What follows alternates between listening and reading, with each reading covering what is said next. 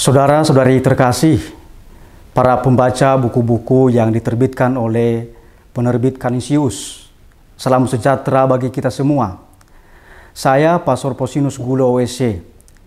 Dari belakang nama saya saja tertulis OSC, berarti saya anggota Ordo Salib Suci, Provinsi Sang Kristus Indonesia. Tugas saya sehari-hari sekarang itu ada beberapa. Yang pertama adalah saya sebagai magister skolastikat OSC, jadi para frater OSC. Saya juga mengajar di Fakultas Filsafat Universitas Katolik Parahyangan Bandung, mengajar secara khusus hukum gereja, dan juga saya sebagai sekretaris provinsial provinsi kami, dan juga saya sebagai ketua Komisi Kanonik Ordo Salib Suci, Komisi Hukum Gereja, itu ya. Lalu juga saya menjadi tim protokol BKBLI KWI yang mendampingi bina lanjut para imam. Lalu juga saya melayani sebagai hakim di Tribunal Keuskupan Bandung. Nah, saudara-saudariku yang terkasih, itu ada beberapa tugas tadi. Tetapi walaupun banyak tugas, tapi saya juga menyempatkan diri untuk memberikan katekese dan seminar, entah itu di paroki atau di kategorial. Dan juga saya terlibat memberikan katekese di media sosial. Di Twitter saya punya akunnya, di IG, Instagram, dan juga di YouTube, bahkan juga di Facebook. Nah, rupa-rupanya materi-materi yang saya sampaikan secara sederhana itu memicu banyak orang untuk bertanya berkaitan dengan kasus-kasus aktual mereka tentang perkawinan. Nah, mereka sampaikan kepada saya. Mereka tanya entah melalui direct message itu ya, kepada saya dari akun-akun media sosial itu, atau ketika mereka berjumpa dengan saya di seminar atau di podcast tertentu itu ya, atau berjumpa secara langsung, bertanya kepada saya. Nah, saya biasanya menjawab pertanyaan-pertanyaan itu secara sederhana. Tetapi rupanya semakin lama itu semakin banyak yang bertanya hal yang sama atau kasus yang sama. Nah, saya berpikir-pikir, ya, mengapa tidak dijadikan sebagai tulisan yang sederhana, aktual, dan juga bisa diterapkan dengan sederhana apa yang menjadi pertanyaan mereka ini, sehingga dengan demikian terbantu sebanyak mungkin orang atau umat kita. Itulah latar belakang dari buku saya, ya, yang saya tulis pada tahun 2022, diterbitkan oleh penerbit Canisius. Judulnya adalah Kasus-kasus Aktual Perkawinan, Tinjauan Hukum dan Pastoral. Jadi saya tidak hanya melihat dari sisi hukumnya, tetapi dari sisi pastoral, bagaimana kita mendampingi umat kita. Nah, saudara-saudariku yang terkasih, di dalam buku yang sederhana ini, Tanya Jawab, itu saya membahas 21 pertanyaan dari umat. Bukan hanya dari umat sebenarnya, tapi juga sebagian dari romo ya, romo paroki atau romo vikaris paroki. Dan topik yang saya bahas itu sangat aktual, misalnya berkaitan dengan perbedaan agama, perkawinan beda agama atau perkawinan beda gereja. Seringkali umat kita itu menghadapi masalah. Mengapa? Misalnya karena menikah beda agama, lalu mereka bingung mau di gereja mana atau di agama mana mereka melangsungkan perkawinan. Dan belum tentu mereka tahu akibat-akibatnya. Lalu juga nanti bagaimana soal anak, pendidikan anak. Di agama mana mereka didik anak mereka. Padahal saudara-saudariku yang terkasih, baik perkawinan beda agama maupun perkawinan beda gereja, harus ada syarat yang harus dipenuhi oleh mereka yang Katolik. Syaratnya itu adalah, kita lihat dalam kitab hukum kanonik, kanon 1125. Ada 3 minimal di sana. Yang pertama, pihak Katolik itu berjanji sekuat tenaga tidak meninggalkan iman Katolik. Itu yang pertama. Lalu yang kedua, semua anak akan dibaptis dalam gereja Katolik. Lalu yang ketiga, semua anak akan dididik dalam ajaran Katolik. Nah, saudara-saudariku yang terkasih, tentu saja 3 hal ini perlu dibicarakan sebelum menikah, supaya nanti ketika mereka memasuki perkawinan itu tidak ada masalah. Jadi itu topik yang saya bahas. Lalu tentu saja perkawinan beda agama itu adalah halangan perkawinan yang sah. Tetapi gereja memberikan kemungkinan bahwa perkawinan itu sah, tetapi ada syaratnya. Mereka meminta dispensasi atas nikah beda agama ke Bapak Uskup atau Romo Vikaris Jenderal atau Romo Vikaris Episkopal Teritorial. Tapi kan seringkali dalam kehidupan nyata mereka itu tidak tahu bagaimana caranya untuk memohon itu. Nah, praktisnya sebenarnya yang memohon ini adalah pastor paroki atau pastor yang mengurus perkawinan itu. Jadi itulah yang mengajukan ke Bapak Uskup atau ke Romo Vikjen. Jadi hal-hal yang seperti ini. Nah, di dalam buku ini itu juga saya sediakan formulir berkaitan dengan pengajuan perkawinan beda agama atau beda gereja. Itu topik yang saya bahas. Topik yang kedua adalah berkaitan dengan bagaimana sih pemberesan perkawinan kalau ada masalah di antara mereka yang non-baptis. Lalu salah satu nanti di antara mereka itu mau menikah dengan orang Katolik. Nah, itu saya bahas juga di dalam buku ini karena konteks kita di Indonesia itu pasti kasus semacam ini banyak. Ya, banyak. Karena banyak sekali orang yang non-baptis. Siapakah mereka yang non-baptis itu? Bisa dari Buddha, bisa dari Hindu, bisa dari Konghucu, bisa dari saudara-saudari kita Muslim. Nah, kalau seandainya ada permasalahan dalam perkawinan yang non-baptis itu, maka bisa diselesaikan dengan cara privilegium Paulinum, tetapi ada persyaratannya. Ya, yang pertama adalah memang pasangan itu non-baptis dan menikah di agamanya itu. Lalu yang kedua, salah seorang di antaranya itu dibaptis Katolik atau dibaptis dalam agama Protestan. Lalu yang ketiga, yang tidak dibaptis itu pergi meninggalkan pasangannya atau bercerai. Lalu yang ketiga itu diadakan interpelasi kepada mereka yang pergi. Apakah dia mau dibaptis? Kalau dia mengatakan tidak. Lalu pertanyaan kedua, apakah dia mau hidup bersama dengan pasangannya yang dibaptis? Lalu dia mengatakan tidak. Berarti itu sudah bisa dilanjutkan ke yang keempat, yaitu dia menerima baptis ya dalam gereja Katolik, dan karena itu nanti dia bisa melangsungkan perkawinan dalam gereja Katolik. Itu sebenarnya bisa dibaca dasarnya di dalam hukum gereja, secara khusus dalam kanon 1143 sampai 1147. Tetapi ada dasarnya juga dalam kitab suci. Nanti bisa Anda, ya, saudara-saudariku yang terkasih, bisa membaca juga 1 Korintus bab 7 ayat 12 sampai 16. Itu beberapa topik ya yang saya bahas berkaitan dengan ini, ya beberapa kasus. Lalu yang ketiga, topik yang ketiga menarik, yaitu berkaitan dengan pendidikan anak dan baptisan anak. Saudara-saudariku yang terkasih, ternyata ada banyak di antara umat kita yang tidak membaptiskan bayi-bayi mereka. Tidak membaptiskan, mereka menunggu dewasa.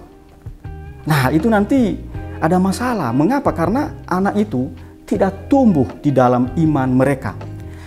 Saya selalu mengumpamakan begini. Kalau tubuh kita ini terdiri dari dua, ya, fisik dan rohani. Maka kalau secara fisik saja kekurangan asupan gizi, maka nanti ada masalah di dalam perkembangan atau pertumbuhan fisik kita. Begitu juga rohani. Kalau seandainya tidak bagus asupan gizi rohani sejak bayi, maka nanti ada permasalahan di dalam hidup rohani seseorang. Maka orang tua bertanggung jawab untuk membaptiskan bayi-bayi mereka. Maka di dalam hukum gereja itu, ya, dalam kanon 867, 868 misalnya sudah ditegaskan di sana bahwa orang tua mestinya membaptiskan bayi-bayi mereka pada minggu-minggu pertama. Ya, datang ke pastor paroki, lalu bicarakan ke pastor paroki rencana Anda, dan nanti biasanya orang tua juga dipersiapkan karena ada tanggung jawab orang tua terhadap anak itu supaya mereka berkembang di dalam iman Katolik. Jadi saudara-saudariku yang terkasih, sangat menarik buku ini. Dan biasanya juga saya berkaitan dengan pendidikan anak dan berkaitan dengan baptisan anak ini, saya tidak hanya membahas dari sisi hukum gereja, tetapi saya juga bahas dari sisi ajaran resmi gereja, karena ada beberapa dokumen gereja. Dan juga saya menjelaskan dengan dasar kitab suci, karena ada banyak kutipan kitab suci yang bisa kita rujuk berkaitan dengan baptisan bayi ini. Karena tidak semua gereja, saudara-saudariku yang terkasih, secara khusus gereja non-Katolik yang membaptiskan bayi, ya. Bahkan ada yang sama sekali tidak mau membaptiskan bayi. Mengapa? Karena bagi mereka baptisan itu sebagai perwujudan atau ungkapan, semata-mata sebagai ungkapan pertobatan. Nah, kalau di kita tidak demikian. Nanti silakan baca misalnya ya, Kanon 204 dan Kanon 849. Di situ sudah sangat jelas bahwa baptisan itu kita butuhkan sebagai pintu keselamatan. Dan yang kedua, sebagai pintu bagi sakramen-sakramen yang lain. Jadi orang Katolik tidak mungkin menerima sakramen-sakramen lain kalau belum dibaptis. Jadi itu yang sangat diperhatikan.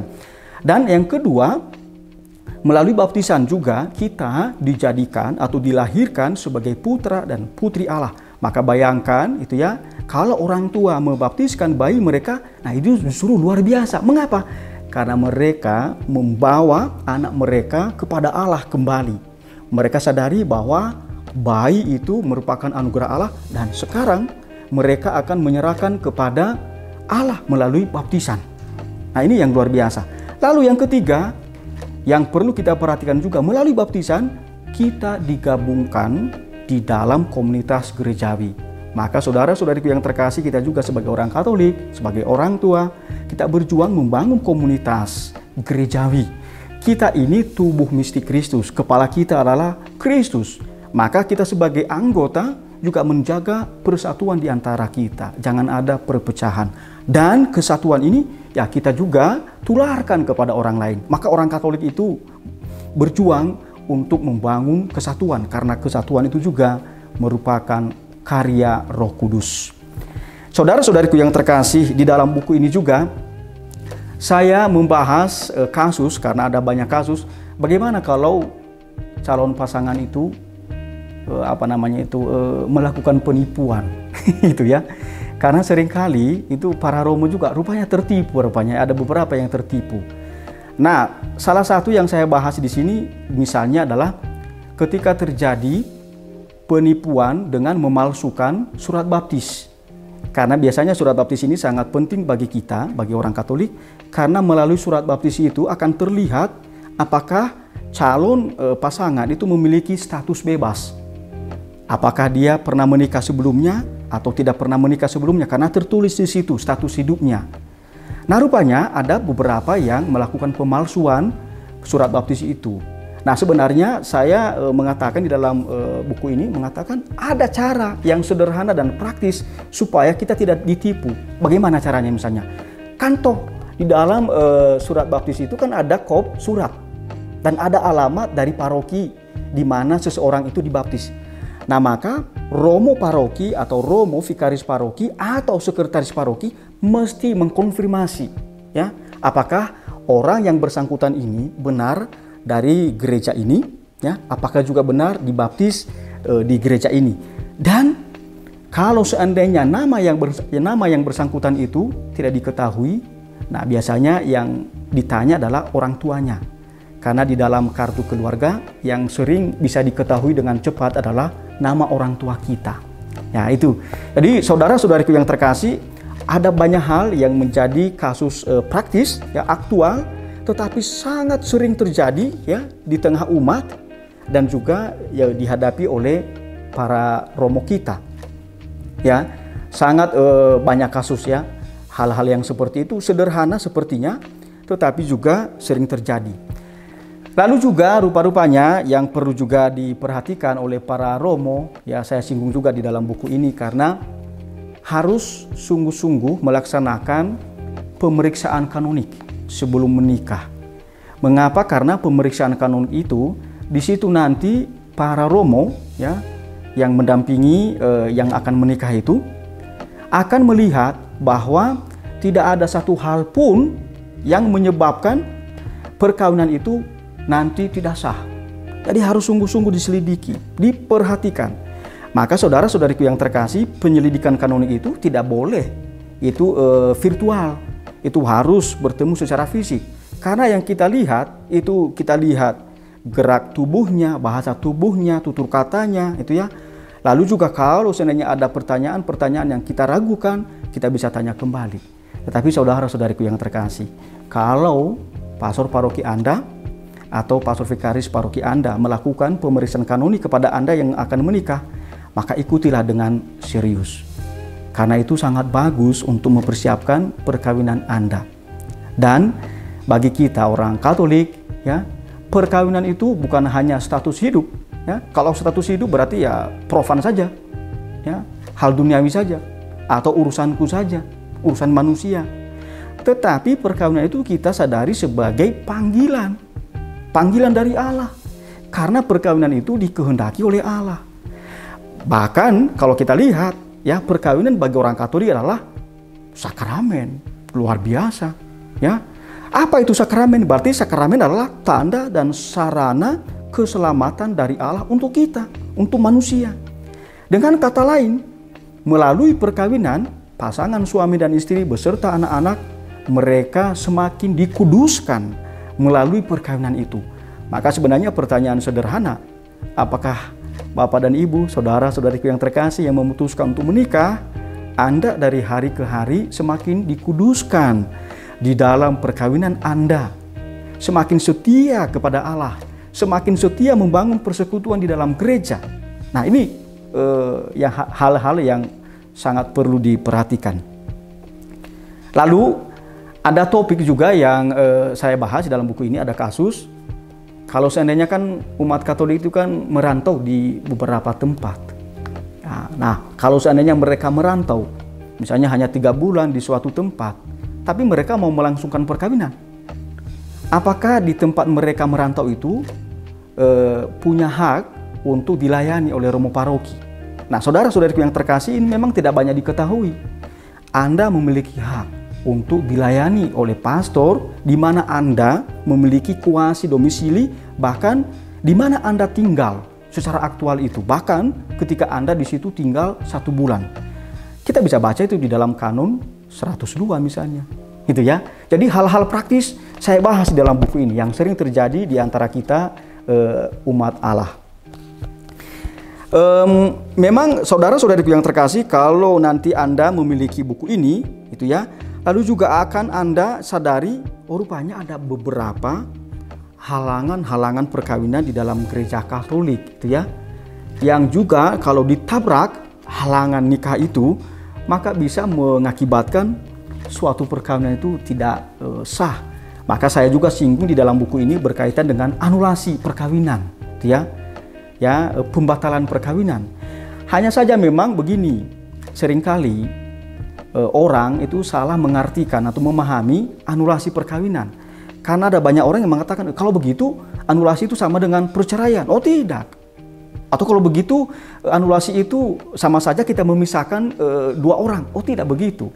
Saya memberikan contoh saudara-saudariku yang terkasih berkaitan dengan anulasi ini.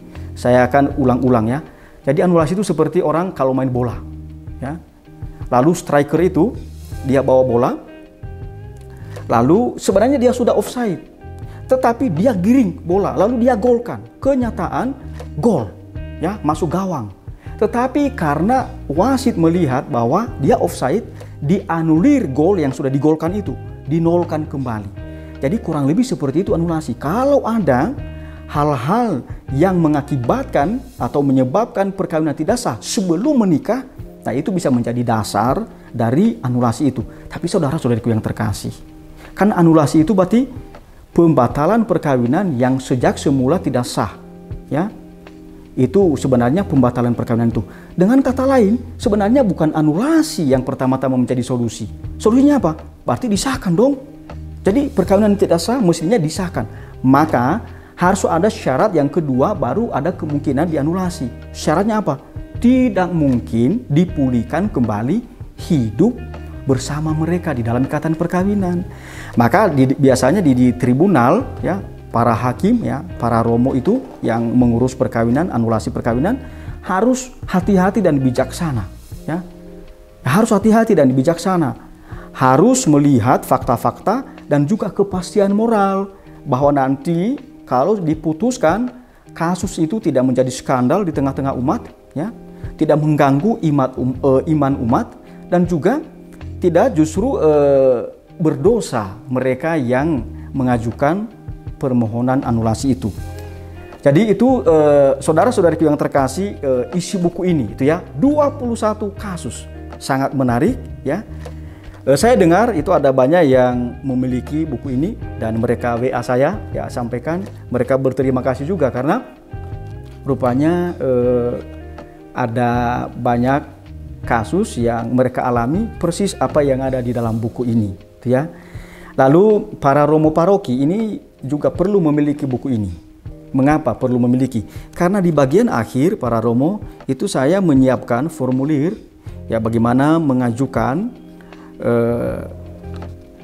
permohonan dispensasi atas halangan beda agama ya, dan juga bagaimana memohon izin atas perkawinan beda gereja, dan juga bagaimana menerapkan Privilegium Paulinum, terutama kalau seandainya melakukan interpelasi, apa saja pertanyaannya, dan bagaimana kalau meminta dispensasi atas interpelasi. Interpelasi itu semacam interogasi ya, kita bertanya kepada seseorang apakah dia mau dibaptis Katolik atau tidak, apakah dia juga mau hidup bersama dengan pasangannya atau tidak, yaitu interpelasi itu secara khusus dalam penerapan Privilegium Paulinum ya. Itu saudara-saudariku yang terkasih, maka sekali lagi silakan miliki buku ini ya, karena buku ini sangat aktual ya, sangat praktis, dan Anda terbantu pasti kalau seandainya Anda membaca buku saya ini.